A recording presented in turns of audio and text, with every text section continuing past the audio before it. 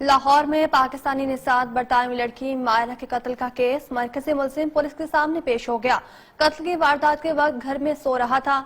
अमीर भट्ट का कत्ल की वारदात से इनकार। कहा, मकतूला के अगवा का झूठा मुकदमा दर्ज कराने की कोशिश भी की गई थी।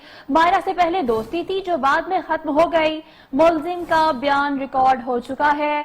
आपको बताएं कि लाहौर में पाकिस्तानी नायाब बरतानवी लड़की मायरा के कत्ल का ये केस है। मरकजी मुलजिम पुलिस के सामने पेश हुआ। कत्ल की वारदात के वक्त घर में सो रहा था। अमीर भट्ट का कत्ल की वारदात से इनकार। मजीद तफसीलात जान लेते हैं नुमाइंदा 7 न्यूज मलिक मुश्ताक से। जी मलिक मुश्ताक, बताइएगा इस हवाले से क्या मजीद अपडेट्स है आपके पास?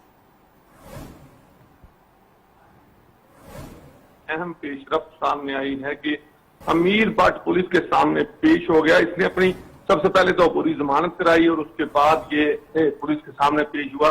जब इन्वेस्टिगेशन शुरू हुई तो उसने कत्ल से इनकार कर दिया।